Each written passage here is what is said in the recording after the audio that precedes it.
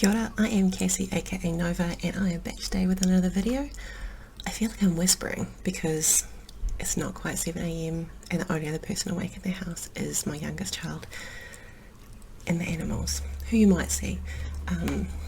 Yeah, but it feels a bit weird. It's so hard to make videos sometimes because I have a very busy full house, and this office is actually a corner of the lounge, so and back there where you see some light, that's the kitchen.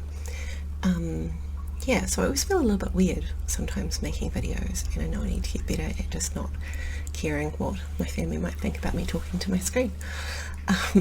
Yeah, so anyway, I thought I would pop in today. It is February the 1st, which seems crazy. Where did January go? I know where it went.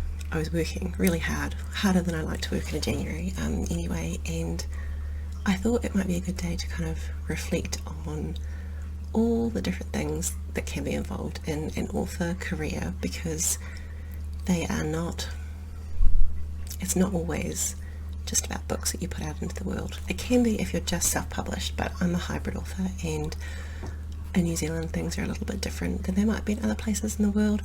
I get lots of cool opportunities because I'm also a Māori author, and there are less of us.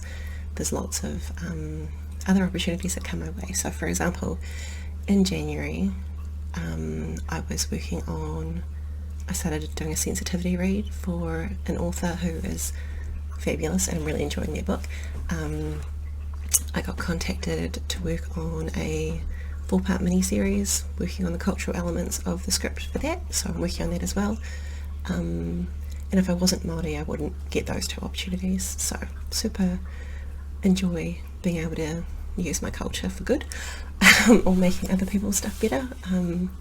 Yeah, and it's always nice when they're coming at it from a really respectful kind of angle. I really appreciate that. Aside from that, I've been editing a friend's book, editing a book for one of my mentees, who's a paid mentee, and also I got assigned my first science fiction Writers of America mentee this year, and she's super cool, and I'm loving giving her lots of tips and advice. I think we're going to have a good 3 months together. Yeah, if you're interested in that, they do it every year and it's free, so definitely worth checking out. Yeah, so I've got my two mentees, editing, sensitivity reading, script work. Yeah, no wonder January's been busy. I'm also working on editing or copy editing an anthology for someone, which is a Māori anthology as well, and then I have my own writing, which I do sometimes struggle to fit in there. Like, I really want to do more, and I know I need to get better at that. I've noticed my mood kind of dropping if I go too long without touching my own stuff. January has been a big learning month for me as well, because I've been taking a course, but I will talk about that in another video, give it its own time. Yeah, so this month I was working on finalising and submitting my short story to the Monsters in Love charity anthology, which is only 99 cents. I'll put a link down below, as well as my novella for Monsters in Love Lost in the Forest, which is both coming out in March this year. So if you like monster romance, that's certainly something to look forward to. It's been a busy month, and next month looks to be full of some of the same things and some new things.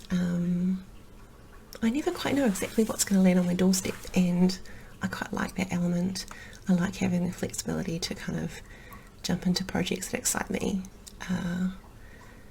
Yeah, it's a pretty lucky place to be in. I really enjoy doing the mentoring work, and I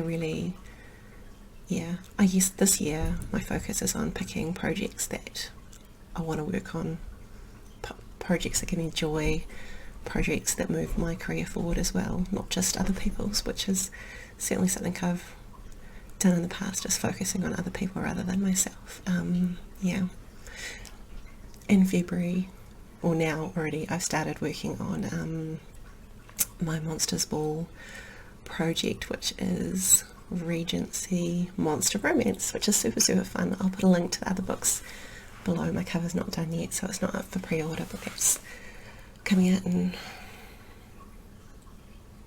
I want to say May, but I'm not really sure. But I'm really enjoying working on that. I don't normally do Regency, so it's been a big learning curve for me, but it's super fun and it's a cool shared world, and I really like doing that kind of thing when it's the right group of people. So yeah, this is just basically an example that your author career can mean a whole lot of different things, not necessarily just writing, although sometimes it'd be so nice to just be writing. Yeah, I will catch you next week most likely. If you've got any questions, let me know below, and yeah, I'll catch you later.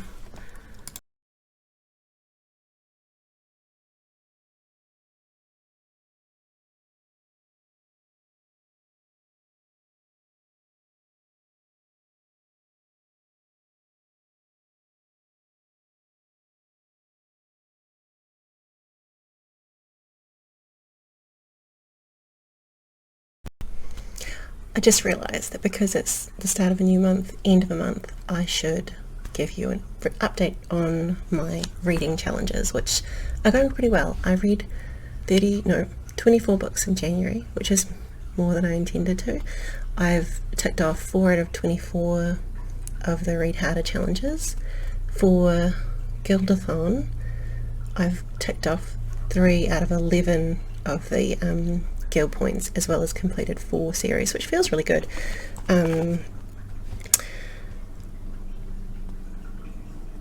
I bought a book. Yeah, I bought a book. I bought